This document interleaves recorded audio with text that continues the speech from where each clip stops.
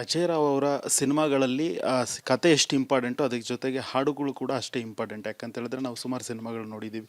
ಅವರು ಕತೆಗಳಿಗೆ ಎಷ್ಟು ತೂಕವಾಗಿ ಅಂದರೆ ವ್ಯಾಲ್ಯೂ ಕೊಡ್ತಾರೋ ಅದರ ಹಾಡುಗಳಿಗೂ ಕೂಡ ಅಷ್ಟೇ ವ್ಯಾಲ್ಯೂ ಕೊಡ್ತಾರೆ. ಅವು ಸೂಪರ್ ಹಿಟ್ ಕೂಡ ಆಗಿದೆ. ಸೊ ಪಾರ್ಟ್ನರಲ್ಲಿ ಕೂಡ ಹಾಡನ್ನು ನಾವು ಎಕ್ಸ್ಪೆಕ್ಟ್ ಮಾಡ್ಬೋದಾ? 101%. ಆಮೇಲೆ ನಮ್ಮ ಇಂಡಿಯನ್ ಹ್ಯೂಮನ್ ಎಮೋಷನ್ಸ್ ಏನಿದೆಯಲ್ಲ ಅದು ಮ್ಯೂಸಿಕ್ಕಿಗೆ ತುಂಬ ಹತ್ತಿರ ಆಗಿರ್ತಕ್ಕಂಥದ್ದು. ಮ್ಯೂಸಿಕ್ಕಿಂದನೇ ಸಾಕಷ್ಟು ವಿಷಯಗಳನ್ನ ನಾವು ಸಿನಿಮಾದಲ್ಲಿ ಹೇಳ್ಕೊಂಬಂದಿದ್ದೀವಿ ಇತಿಹಾಸದಿಂದ. ಆ್ಯಂಡ್ ಐ ಥಿಂಕ್ ಅದು ಯಾವತ್ತೂ ಕೂಡ ಫೇಡ್ ಆಗಲ್ಲ ಆ ವಿಚಾರ ಅನ್ನೋದು ಏನಿದೆಯಲ್ಲ ಮ್ಯೂಸಿಕಲಿ ಹೇಳುವಂಥದ್ದು. ಆ್ಯಂಡ್ ನನ್ನ ಸ್ಟ್ರೆಂತ್ ಕೂಡ ಹೌದದು.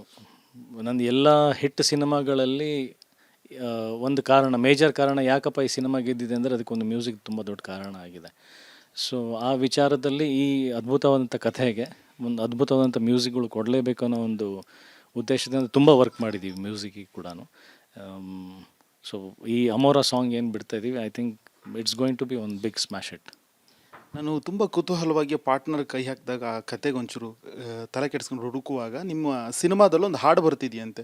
ಆ ಹಾಡಿನ ಬಗ್ಗೆನೇ ಎಲ್ಲೆಡೆ ಚರ್ಚೆ, ಅದು ಯಾವಾಗ ಬರುತ್ತೆ ಎನ್ನುವಂಥದ್ದು. ಏನೋ ಡಿಫ್ರೆಂಟ್ ಆಗಿದೆ, ಇನ್ನು ಬೇರೆ ಭಾಷೆಗಳ ಪದಗಳನ್ನೆಲ್ಲ ಬಳಸಿದ್ದಾರೆ ಎನ್ನುವಂಥದ್ದು. ಯಾವುದು ಸರ್ ಹಾಡು? ಅದೇ ಅಮೋರಾ ಅಮೋರಾ ಅಂತ ಒಂದು ಹಾಡು. ಸ್ಪ್ಯಾನಿಷ್ ಭಾಷೆಯನ್ನು ಅಂದರೆ ಅಲ್ಲಲ್ಲಿ ಪದಗಳನ್ನು ಯೂಸ್ ಮಾಡಿದ್ದೀವಿ. ಅಮೋರಾ ಅಂದರೆ ಐ ಲವ್ ಯು ಅಂತ, ಅಪ್ರಾತೋ ಅಂದರೆ ನಾನು ತಪ್ಕೋಬೋದಾ, ಅಪಾಚೋ ಅಂದರೆ ಕಿಸ್ ಕೊಡ್ಬೋದಾ ಅಂತ. ಸೊ ಈ ಥರದ್ದೆಲ್ಲ ಕೆಲವೊಂದು ಪದಗಳನ್ನ ಅದರ ಅಲ್ಲಲ್ಲಿ ಸ್ಪ್ರಿಂಕಲ್ ಮಾಡಿದ್ದೀವಿ ಫ್ಲೇವರ್ಸನ್ನು.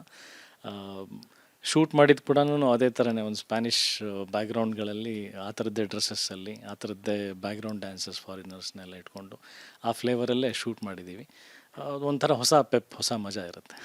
ಈ ಸಿನಿಮಾ ರಿಲೀಸ್ ಆದಮೇಲೆ ಯುವ ಪ್ರೇಮಿಗಳೆಲ್ಲ ನಿಮ್ಮ ಬೆನ್ನು ಬೀಳ್ತಾರೆ ಅನಿಸುತ್ತೆ. ಯಾಕಂತ ಹೇಳಿದ್ರೆ ಥ್ಯಾಂಕ್ಸ್ ಹೇಳಲಿಕ್ಕೆ ಯುವ ಪ್ರೇಮಿಗಳು ಅವ್ರವ್ರ ಪ್ರೇಮಿಗಳ ಹಿಂದೆ ಬಿದ್ದರೆ ಸಾಕು, ನಾವು ಮಾಡಿದ ಸಾರ್ಥಕ ಆಗುತ್ತೆ. ಯಾರಿಗಾದ್ರೂ ಡೈರೆಕ್ಟಾಗಿ ಐ ಲವ್ ಯು ಅಂತ ಹೇಳಿದ್ರೆ ಅಥವಾ ನೀನು ಇಷ್ಟ ಆಗಿದೆ ಅಂತ ಹೇಳೋಕೆ ಹೋದರೆ ಎಲ್ಲೋ ಒಂದು ಕಡೆ ಭಯ ಇರುತ್ತೆ. ಬೇರೆ ಭಾಷೆ ನೀವೆಲ್ಲ ಒಂದು ಹಿಂಟ್ ಕೊಟ್ಟು ಹೇಳ್ಕೊಡ್ತಿದ್ರೆ ಹೆಲ್ಪ್ ಮಾಡ್ತಿದ್ದೀರ. ಕರೆಕ್ಟ್, ಒಂದು ಕೋಡ್ ಕ್ರಿಯೇಟ್ ಮಾಡ್ದಂಗೆ ಡೈರೆಕ್ಟಾಗಿ ಐ ಲವ್ ಯು ಹೇಳೋಕ್ಕಾಗಿಲ್ಲ ಅಂದರೆ ಅಮೋರಾ ಅಂತ ಹೇಳಿ ಒಂದ್ಸಲ ಟ್ರೈ ಮಾಡ್ಬೋದು.